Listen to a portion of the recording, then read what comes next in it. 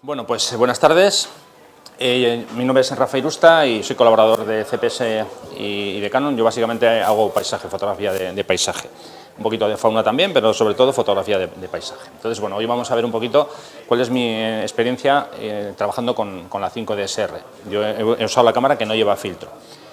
Lo primero que me gustaría decir es que yo no soy un técnico de laboratorio que analizo el sensor bajo un microscopio, una lupa, no. Yo lo que hago es, me cojo el equipo, me voy con él al campo y lo que hago es trabajar con el equipo. Entonces, por eso digo que yo no hago un análisis en profundidad de datos demasiado técnicos, sino que lo que hago es trabajar y eso, enseñártelo en este caso, para que veamos los resultados de la cámara.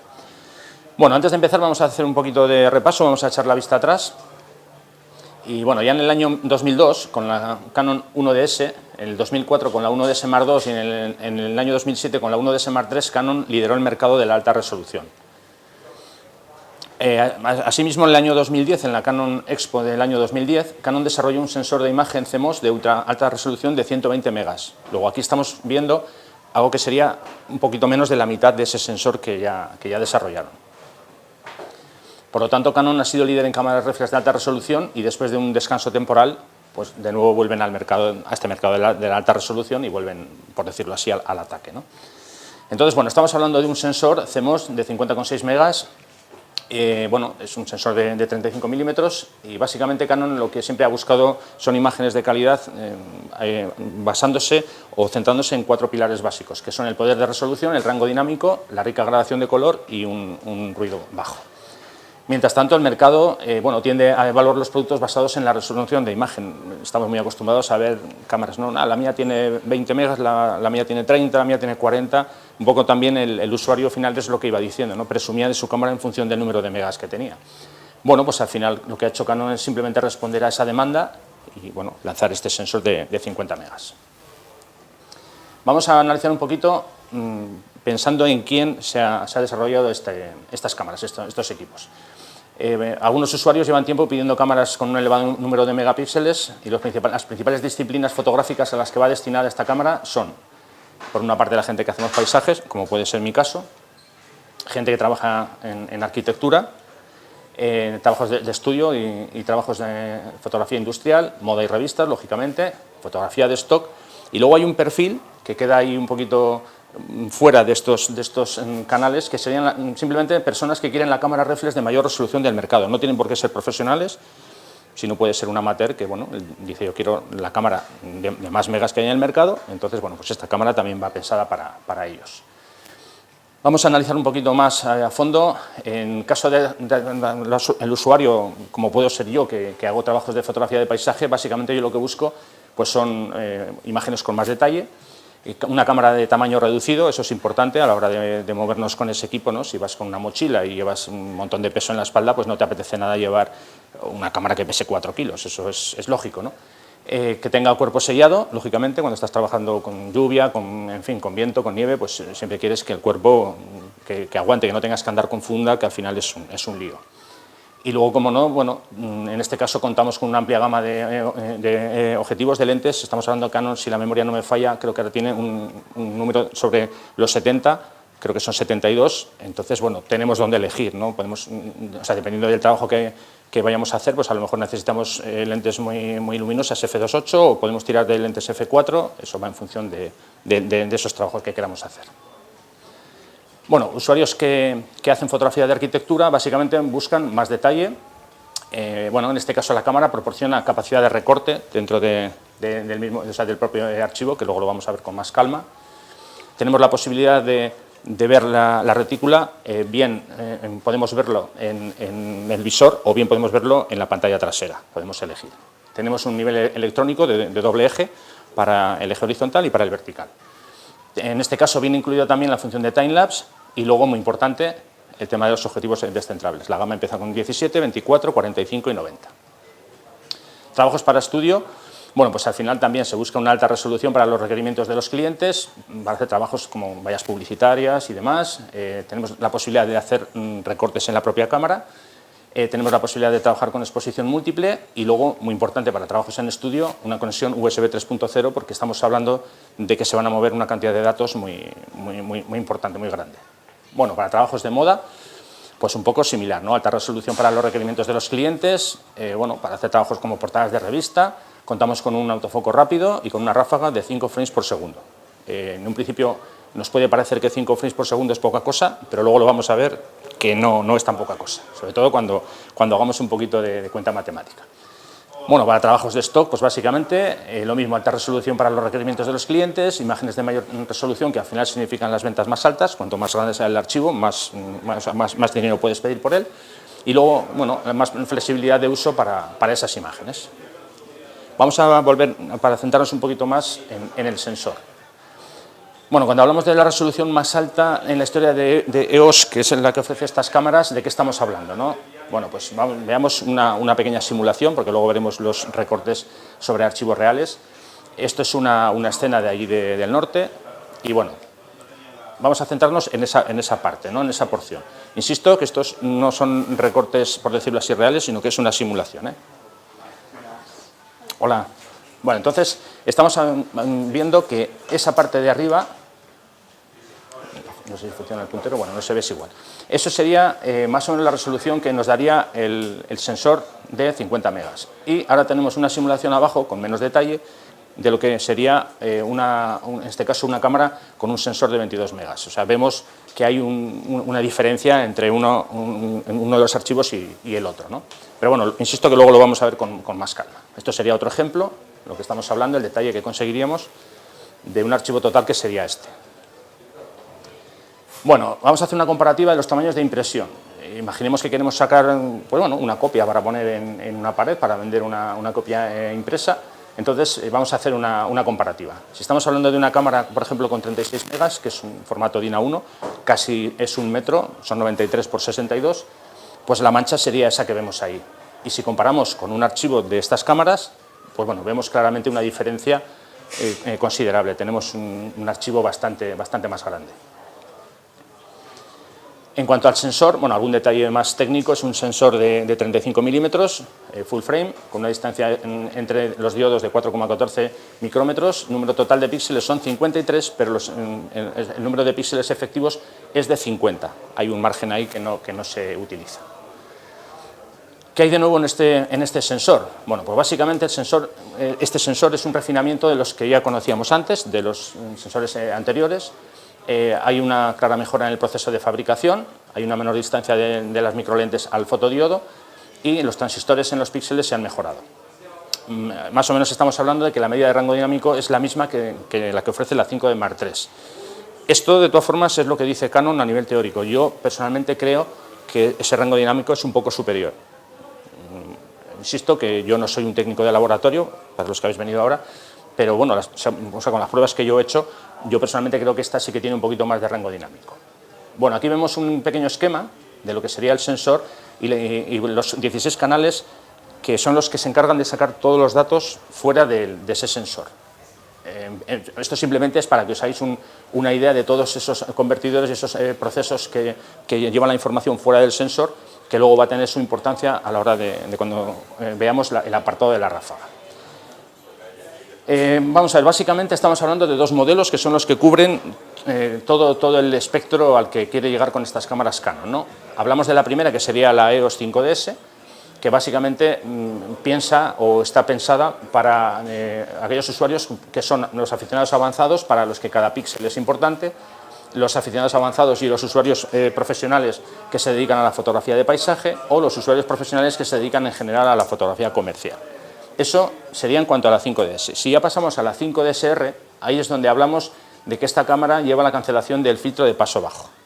No sé si tenéis claro lo que es el filtro de paso bajo. Básicamente es un filtro que se coloca delante del sensor y lo que hace es suavizarnos un poquito las imágenes para evitar el posible moaré que pueda aparecer en una escena. Entonces, el 99,9% de las cámaras en el mercado llevan ese filtro. Pero en este caso Canon ha sacado esta cámara sin ese filtro. Vale. ¿Qué conseguimos con eso?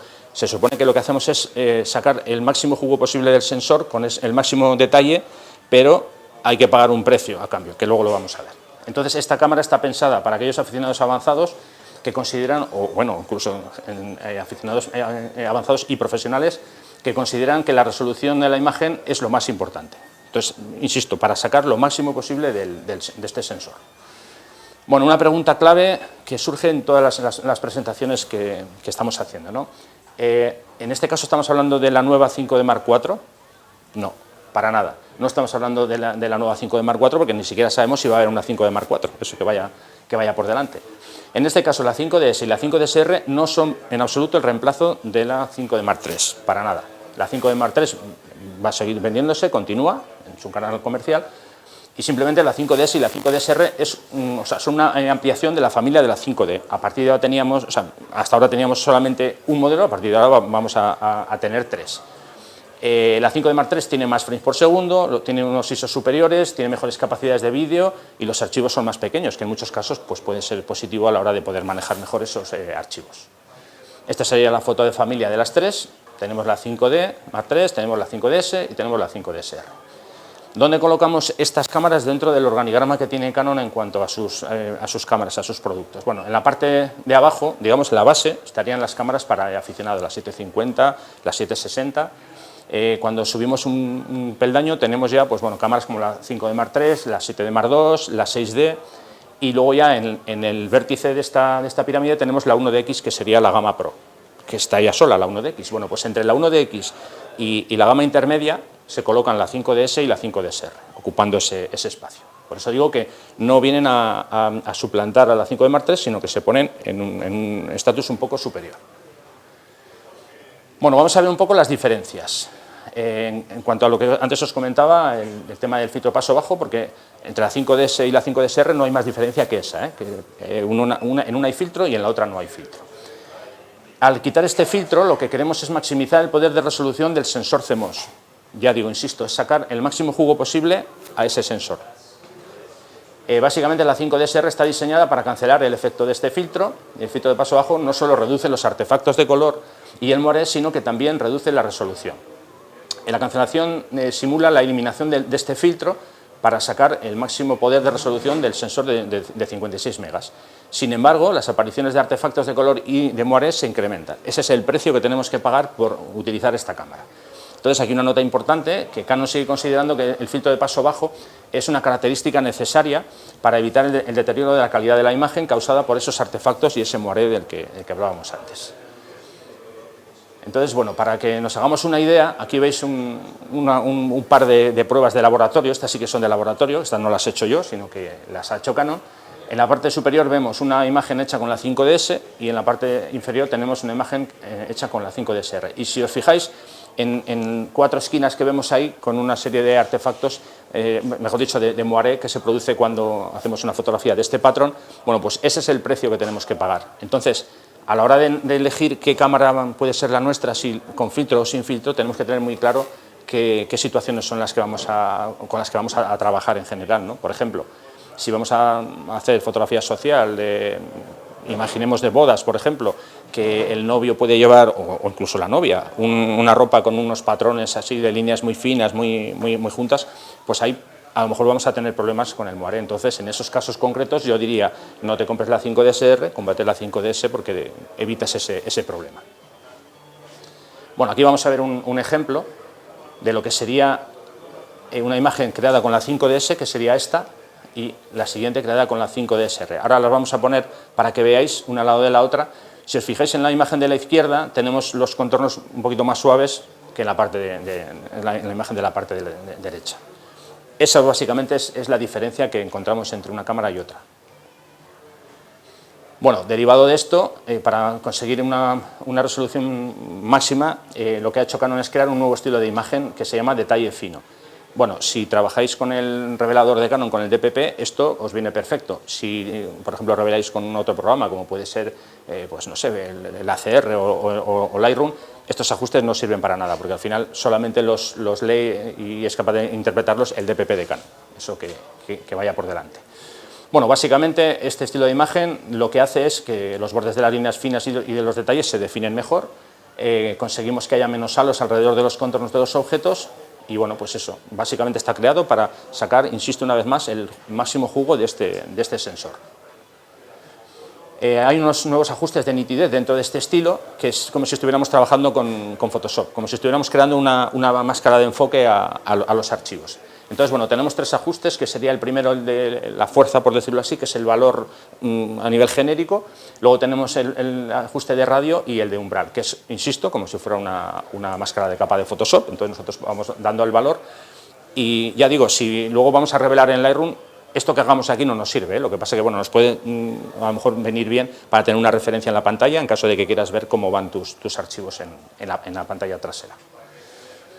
Bueno, hablamos ahora un poco de ISO y de resolución. El rango de ISO de la 5DS y de la 5DSR va desde 100 hasta los 6400 ampliables, desde 50 hasta 12800.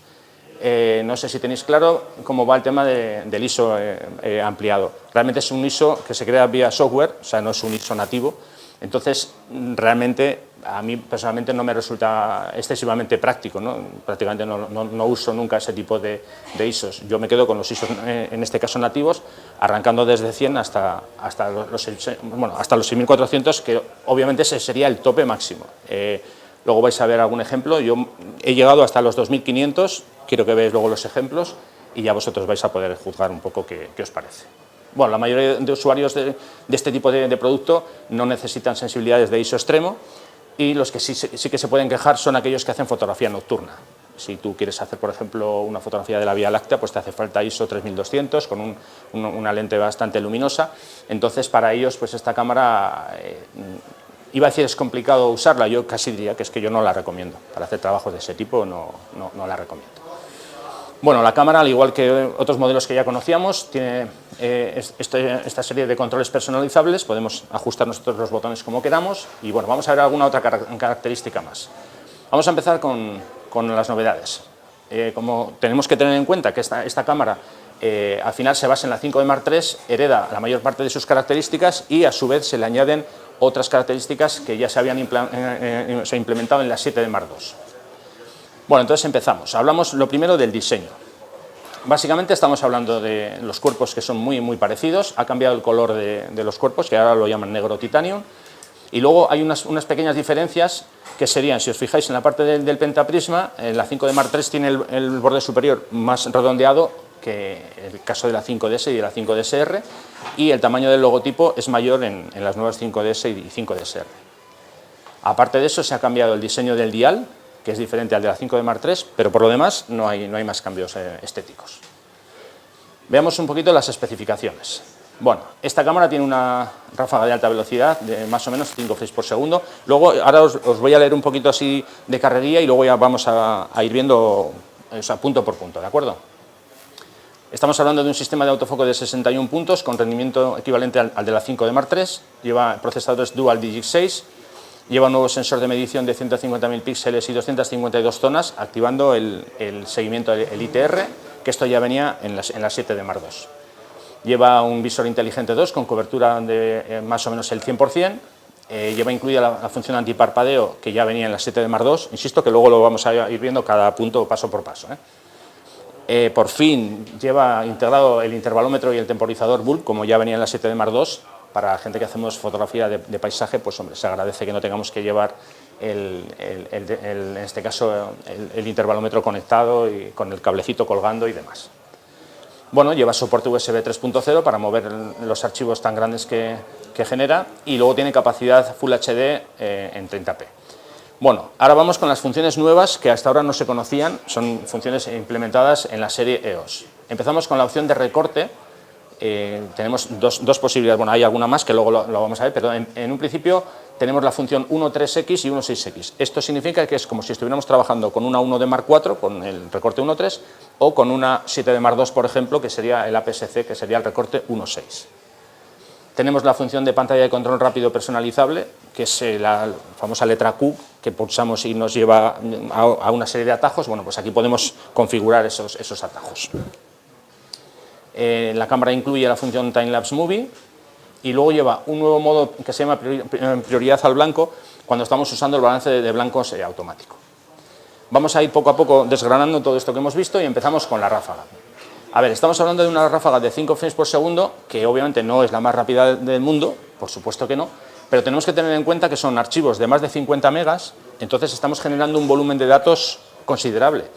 Tenemos que pensar que la ráfaga de 5 frames por segundo significa 250 megas. Si yo pulso durante 4 segundos haciendo una ráfaga, estoy generando 1 giga de información que se tiene que grabar en la tarjeta. O sea, estamos moviendo muchísimos datos. Y bueno, esto se consigue gracias a la lectura de datos de 16 canales y al procesador de imagen Dual DX6. El punto en el que hablo de la lectura de datos de 16 canales era ese esquema que os enseñé antes con el sensor, que había una serie de rectángulos y demás. Bueno, pues eso es lo que nos facilita el poder mover muchos datos a esta velocidad. Bueno, el buffer de la cámara, en caso de que estemos trabajando en JPG, tenemos, como veis, hay 2 cifras. En la primera parte aparece sin paréntesis lo que sería el número de fotos grabando en una tarjeta que no sea una tarjeta de las ultra rápidas y entre paréntesis cuando estamos trabajando con tarjetas ultra rápidas. En JPG tenemos más o menos unos 31 disparos y con tarjeta ultra rápida 510. En caso de que estemos disparando en formato RAW, tenemos 12 disparos con una tarjeta normal y 14 si estamos usando una tarjeta ultra rápida. Y ya si disparamos en RAW más JPG, bueno, pues tenemos 12 disparos con una tarjeta normal y 12 con una tarjeta de las ultra rápidas. En cuanto al sistema de autofoco de 61 puntos, como ya os decía, lleva implementado el ITR y bueno, teniendo en cuenta que se basa en la 5 de Mark III, pues al final el autofoco es muy similar, el sistema de autofoco es muy parecido. Llevan el mismo sensor de 61 puntos y aquí lo que sí que han hecho es introducir el sistema que llevaba la 7 de Mark II, como antes os comentaba, el ITR, que es un seguimiento que primero busca caras dentro de la escena y si no encuentra caras, pues ya busca diferencia entre los colores, eligiendo los 3 canales de color.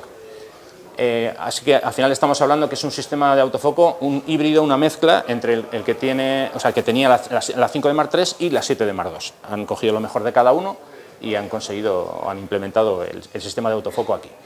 ¿Mejoras sobre la 5 de Mark III? Bueno, pues lleva doble tarjeta, pero en este caso admiten las tarjetas SD, la UHSI, que consigue 104 megas de lectura, con lo que bueno, vamos a tener un movimiento de datos, un flujo de datos, en este caso mayor que el que teníamos con la 5 de Mark III.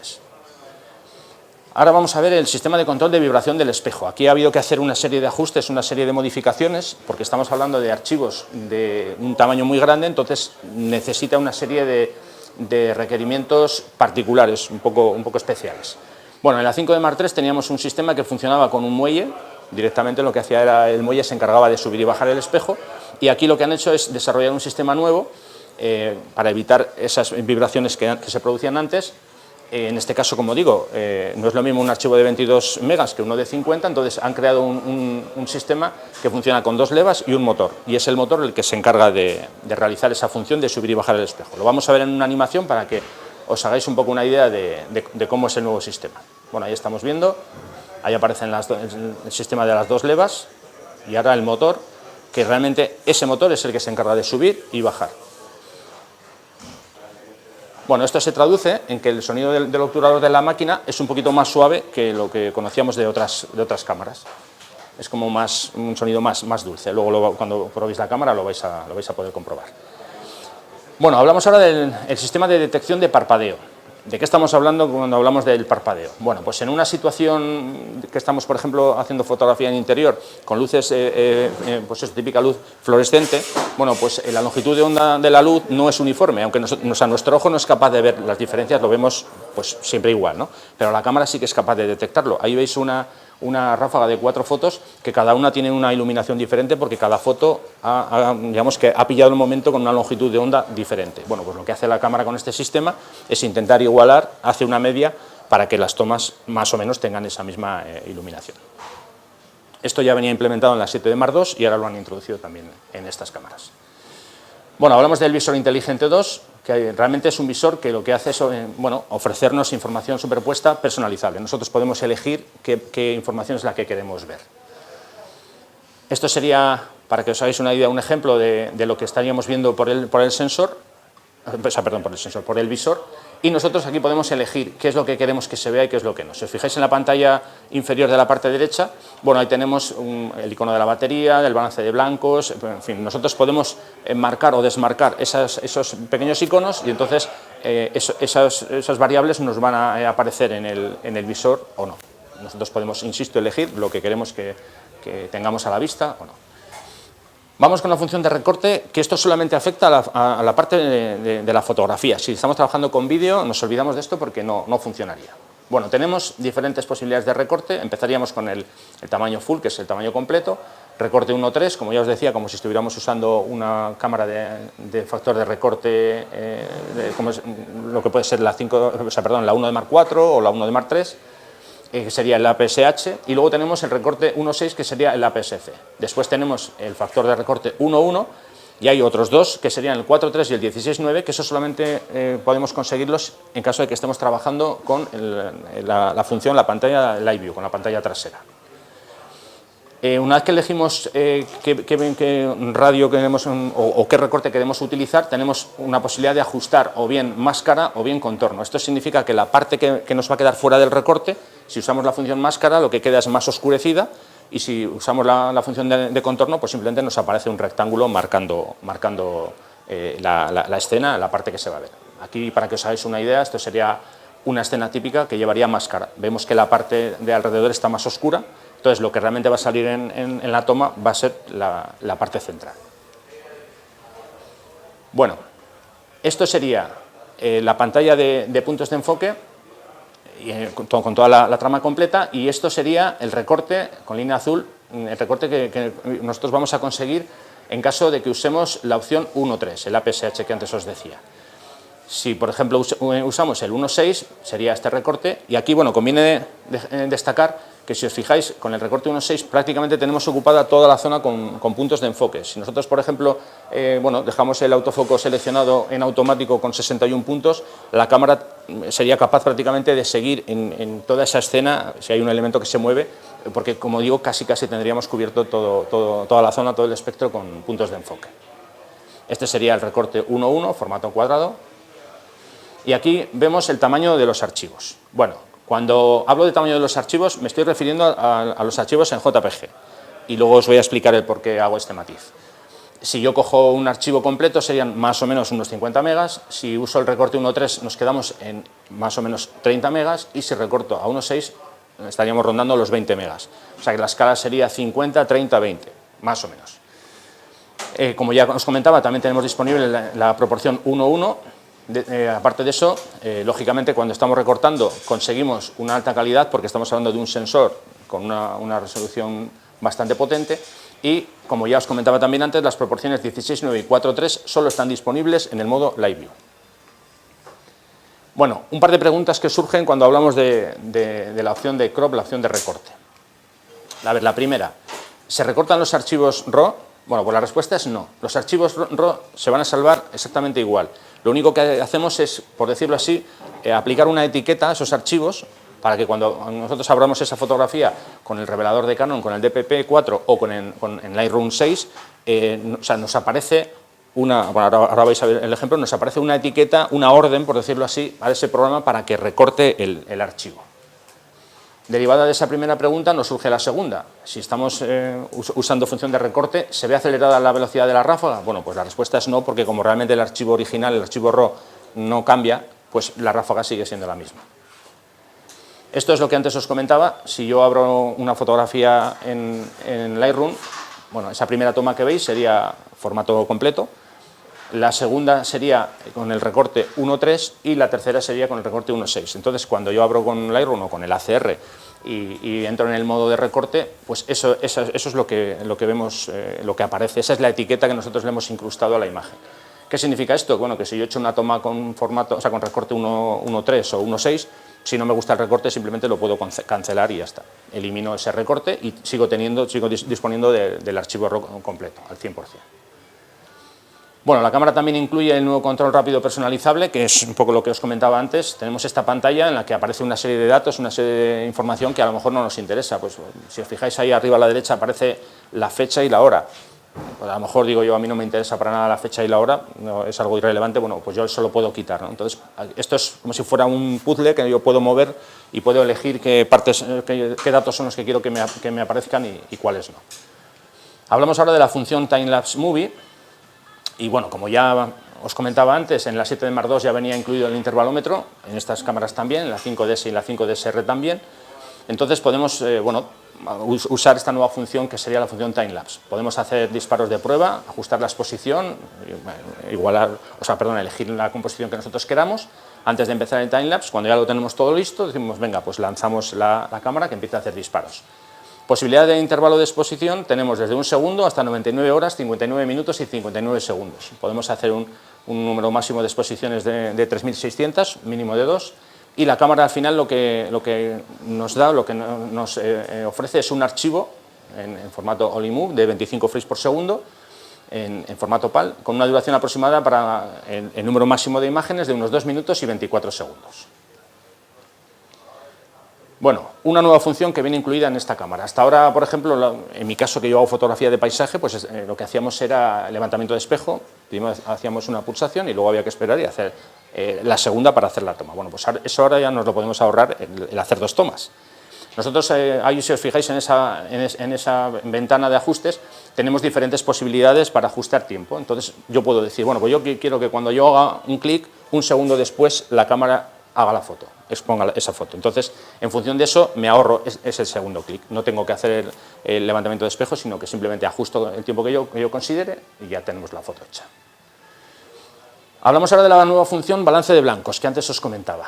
Bueno, cuando estamos usando el balance de blancos automático y hacemos tomas con la iluminación que ya os decía, de luz fluorescente, de tungsteno, podemos seleccionar uno de estos 2 ajustes. Tenemos la opción de prioridad al ambiente, que conserva el color ambiente que haya alrededor, digamos, de la escena, y después tenemos la posibilidad de ajustar que la cámara haga prioridad al blanco. Lo vamos a ver mucho mejor en un ejemplo. Aquí, si os fijáis, tenemos la parte de la izquierda, la imagen, ese bodegón, tiene un color mucho más amarillento, más cálido. Sin embargo, la imagen de la parte derecha lo que hace es basarse en el color blanco. Si os fijáis, sobre todo en la parte de los platos, ahí vemos que está mucho más blanco que el anterior. Entonces, nosotros podemos elegir, en función de nuestras necesidades, lo que queremos. ¿Alguna otra característica de interés de la EOS 5DS y de la EOS 5DSR? Bueno, pues tenemos la reducción de ruido en disparos múltiples, datos de aberración de objetivos almacenados en las lentes introducidas desde el año 2014, modo de exposición múltiple, que eso ya venía en la 5D Mark III, el HDR, que también venía en la 5D Mark III, el intervalómetro, como ya os comentaba, y el temporizador, igual que en la 7D Mark II. Llevamos el nivel electrónico, que en este caso lo vemos en la pantalla LCD trasera o en el visor. Y tenemos el nivel doble, que ajusta el eje horizontal y el eje vertical. Y luego, muy importante, conexión USB 3.0 de alta velocidad. En cuanto a características de vídeo, bueno, pues las opciones de vídeo son similares a la 5D Mark III y yo diría incluso un poquito inferiores a las que lleva la 5D Mark III. Sigue teniendo una salida de HDMI que no es HDMI limpio, no hay salida para auriculares y ahí viene una explicación de por qué no hay salida para auriculares. Eso es una cuestión de espacio, no cabe. Quiero decir que si yo tengo una caja de zapatos y caben 2 zapatos, no puedo meter 4. Pues esto es algo parecido, no cabe, pues no cabe. Hablamos ahora de durabilidad, sellado y demás características. La Canon 5DS, 5DSR tiene un cuerpo de aleación de magnesio y tiene una duración de más o menos unos 150.000 disparos. Estamos hablando que comparten el mismo sellado y durabilidad que su hermana, la 5D Mark III, y el sellado se mide como la exposición a la lluvia de 10 milímetros por hora durante aproximadamente 3 minutos. Dato curioso que viene después, que este ajuste, este valor, se considera lluvia fuerte en Europa, pero solo se considera lluvia débil en Japón.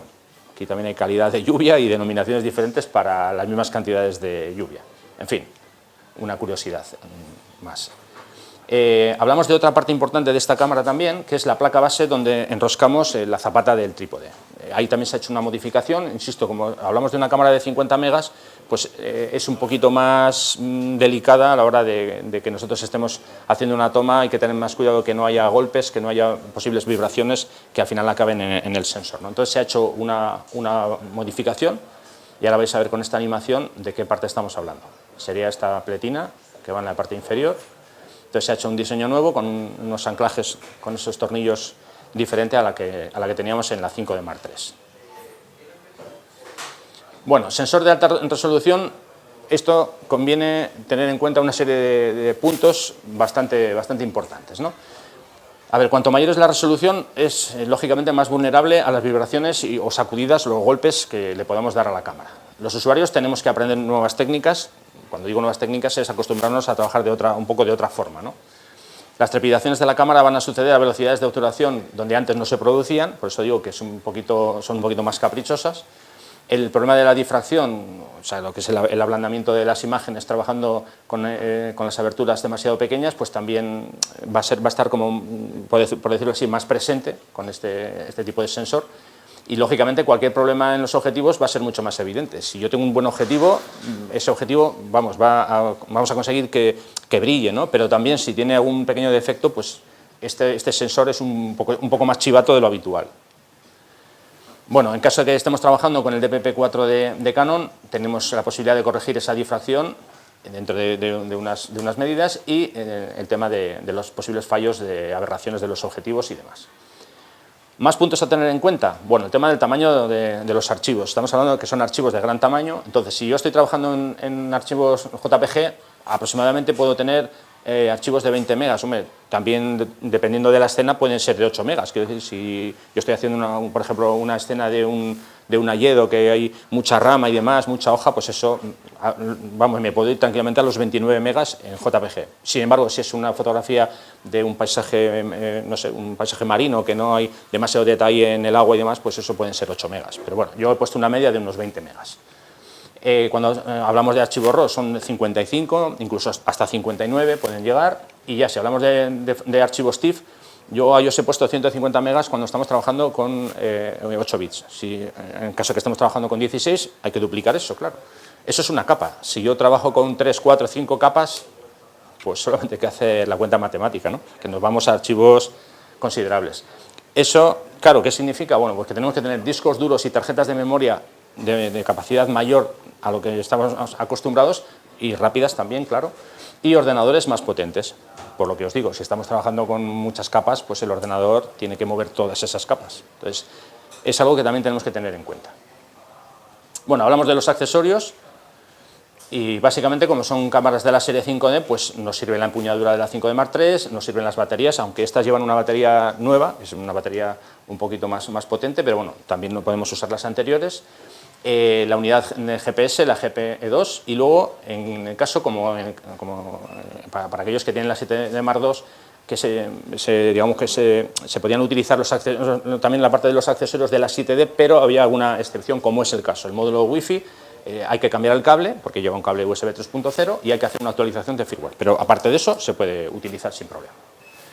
Además de eso, lleva un nuevo protector de cables cuando estamos trabajando en estudio, pues para evitar tirones y demás.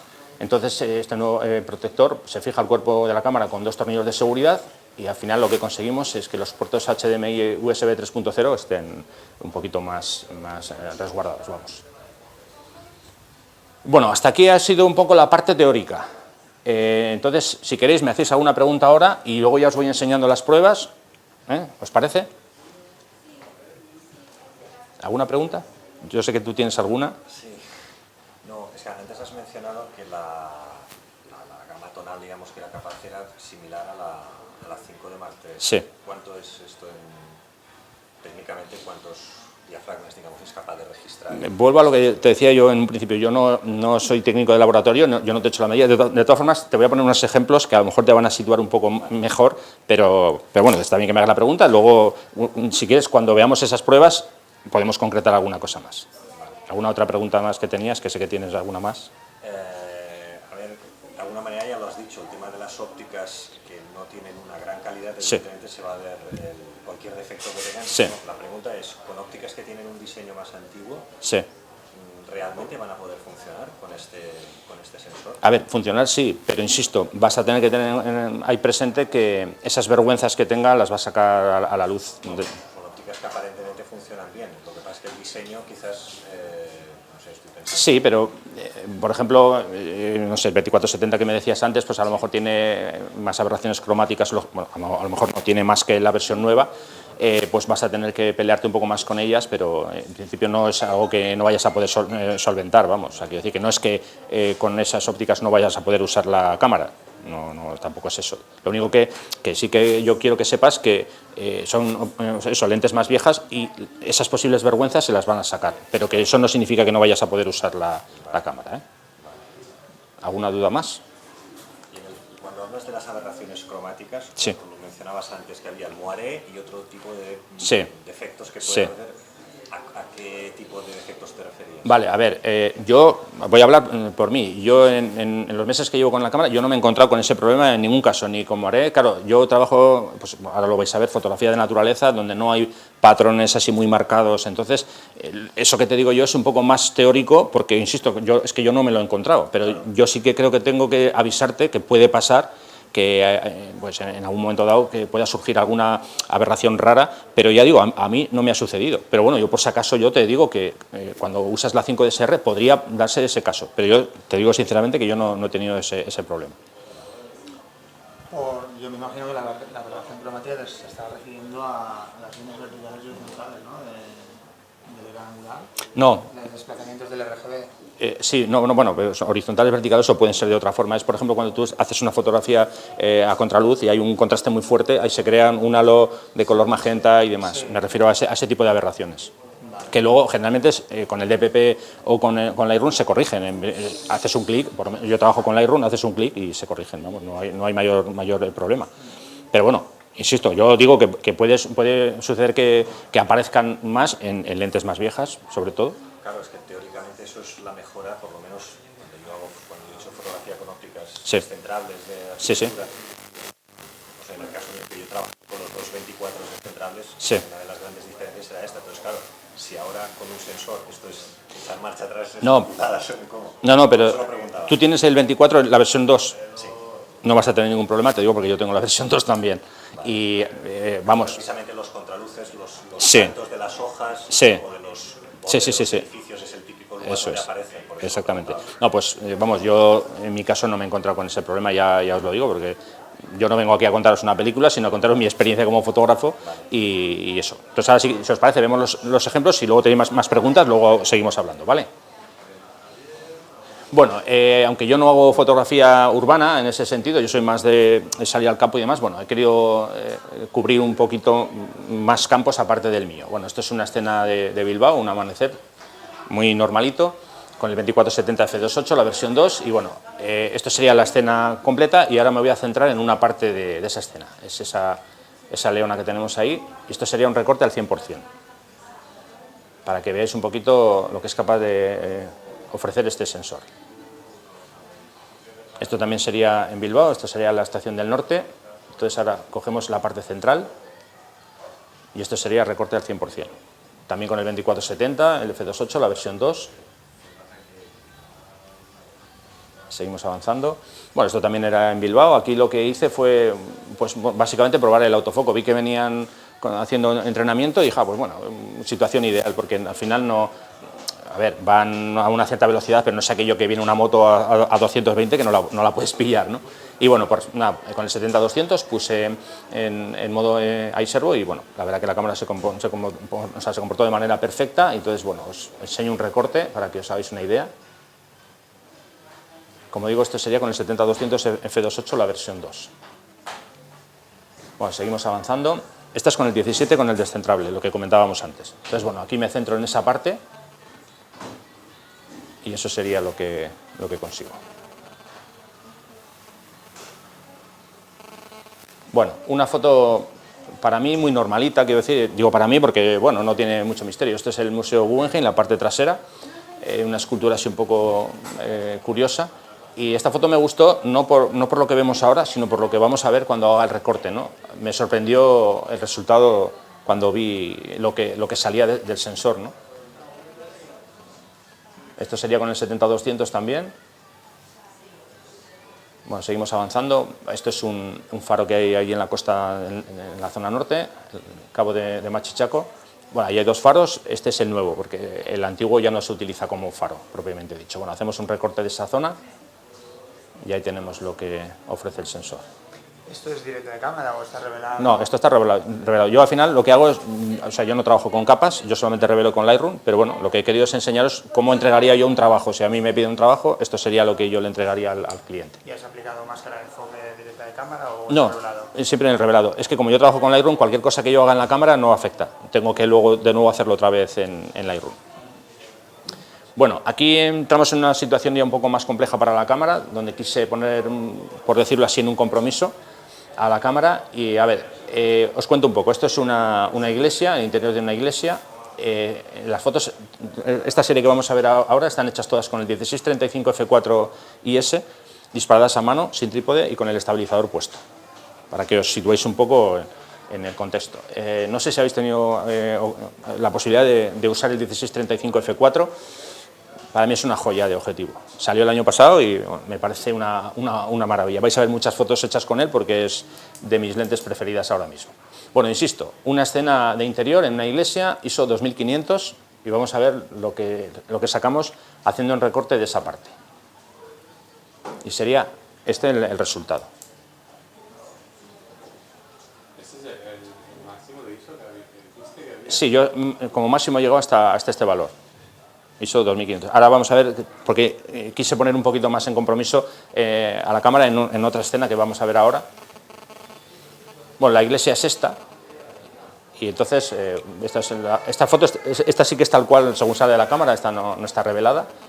Y entonces yo me centro en esa parte de abajo, esa parte que veis, que es una de las zonas más oscuras de la escena. Y realmente lo que se ve es esto, recorte al 100%, la foto sin revelar y o sea, sin hacer nada más que importarla dentro del Lightroom. Y entonces dije, bueno, voy a levantar las sombras a ver lo que consigo. Vale, levanto las sombras, lógicamente aparece ruido porque estamos levantando la zona oscura. Pero bueno, para que veamos el contexto total de la foto, que sería este, cuando yo levanto las sombras y ya revelo la foto, sería algo así. Si luego, por cierto, porque bueno, estamos viendo en una pantalla grande, si luego queréis verlo en el ordenador no hay ningún problema, podemos ver los archivos en el ordenador por si queréis ver con más detalle, ¿de acuerdo? Este sería el ejemplo, el antes otra vez y el después para que veáis, rellenando las sombras. Hay alguna situación más que vamos a ver más adelante, ¿eh? Esto sigue siendo del interior de la iglesia, como digo, con el 16-35, disparando a mano, sin trípode. ¿Hay alguna más? Vale, aquí vamos a hacer un recorte en esa parte. En este caso el ISO es un poco más bajo, ISO 1600, y el resultado sería este. Bueno, cambiamos un poco de escenario y esto vuelve a ser otra vez la costa del norte. Esto es una plataforma de gas que hay ahí en la costa vasca. Y bueno, pues veis una escena normalita, no tiene gran misterio. Lo que pasa que encierra un pequeño truquito, y es que realmente esto no es la escena completa, sino que la escena completa es esta. O sea, lo que habéis visto antes era un recorte de esta escena, ¿no? Para que os hagáis una idea, lo que podemos sacar de un tamaño tan grande de archivo que nos da para recortar y recortar. Otro ejemplo en el que quise ver, aquí vamos con la pregunta que tú me has hecho, quise ver hasta dónde podía levantar las sombras de un archivo. Entonces hice esta foto, vuelve a ser otra vez el Museo Guggenheim, la parte trasera, y lo que hice fue centrarme en esa zona de la derecha. Bueno, vamos a ver al 100% lo que se ve. Esto es lo que se ve recortando al 100%, la imagen está simplemente importada, recortada, y bueno, vemos ahí que hay un vigilante de seguridad. Entonces dije, bueno, vamos a levantar esto, a ver qué pasa, levantando 2 pasos de golpe. Estos son 2 pasos sin reducción de ruido, ¿vale? Y ahora dije, voy a aplicar el reductor de ruido normal que yo utilizo, los valores normales, y dije, bueno, pues este es el resultado que consigo. Pero como 2 pasos me parecía poco, dije, vamos a darle un poco más de caña y vamos a levantar 3 pasos, que sería esto. Estos son 3 pasos sin reducción de ruido, dije, venga, vamos a reducir el ruido a ver qué pasa, y consigo esto. Bueno, dije, no está mal, pero me apetece un poco más, ¿no? Y dije, venga, vamos a ir con 4 pasos a ver lo que me da. Ya con 4 pasos ya estamos rozando, digamos, la sobreexposición de la foto, ya estamos dando demasiada luminancia a la foto, pero bueno, dije, venga, voy a quitar el ruido a ver lo que conseguiría, ¿no? Y esto sería levantando 4 pasos las sombras, a lo bestia, y reduciendo el ruido. ¿Vale? Bueno, pues este sería el resultado final de la foto. Lógicamente, en la parte derecha, en la foto final, no he tenido que levantar 4 pasos porque no era necesario. Eso lo he hecho para ver un poco hasta dónde podía llegar, ¿no? Bueno, vamos con otro escenario. ¿Desde el Lightroom? ¿Eh? ¿Desde el Lightroom? Desde el Lightroom, sí. ¿Y la reducción de ruido lo haces desde el Lightroom? Desde el Lightroom, sí. Cambiamos de escenario, nos vamos a los bosques de Gorbea, que están ahí también en la zona norte. Y bueno, aquí se da una situación un poco así elegida Elegida aposta, digo, para que veáis que lo que hago es, dentro de una foto, que es esta, hay otra foto. Y la otra foto que hay dentro de esta sería ese recorte que vemos ahí, que sería esta foto. Esto es un recorte al 100% también, donde creo que ya vemos un poquito mejor, con más claridad, lo que es capaz de ofrecernos este sensor de esta cámara, ¿no? Vamos a ver algún recorte más. Seguimos allí mismo en los bosques de Gorbea, nos centramos en esa parte central y bueno, ahí vemos la capacidad de detalle que conseguimos. Todas estas fotos están hechas con el 16-35, ya os he dicho que soy un enamorado de esa focal, en este caso, vamos, han hecho un trabajo... ¿Hay enfoque aplicado? ¿Cómo? ¿Hay enfoque aplicado? Sí, como digo, esto es lo que yo entregaría a un cliente, o sea, mi trabajo ya sería, ese resultado es el que yo entregaría a un cliente. Has dicho antes que uno de los problemas podía ser trabajar con diafragmas excesivamente cerrados. Sí. Y yo veo que ahí estabas trabajando a F16, Sí. prácticamente supongo que es uno menos del máximo, me imagino. Sin problema, ¿eh? Y sin problema. Sin problema, sí. A ver, yo como mucho suelo llegar hasta F16, pero si tengo que usar F22 no pasa nada. Si a lo mejor tengo una escena que quiero sacar, imagínate, típica escena del sol con formato de estrella, cierro a F22 y tampoco pasa nada. Claro, lo que no hago es tirar siempre a F22. Porque yo, por ejemplo, si necesito un tiempo de exposición más largo, pues le pongo un filtro delante y ya está. O sea, al final llego al mismo camino, ¿no? Por eso yo, como tope máximo, yo siempre me marco F16, pero no porque las máquinas no puedan ir más allá, sino porque yo me lo marco como límite. Bueno, esto sigue siendo la zona de Gorbea y ahora nos vamos a la parte baja de este haya para que veáis. Bueno, ahí no sé si os fijáis en las briznas de hierba, los detallitos con las gotas de agua que están ahí como pegadas, ¿no? Pues eso es lo que consigue el sensor de la 5DSR.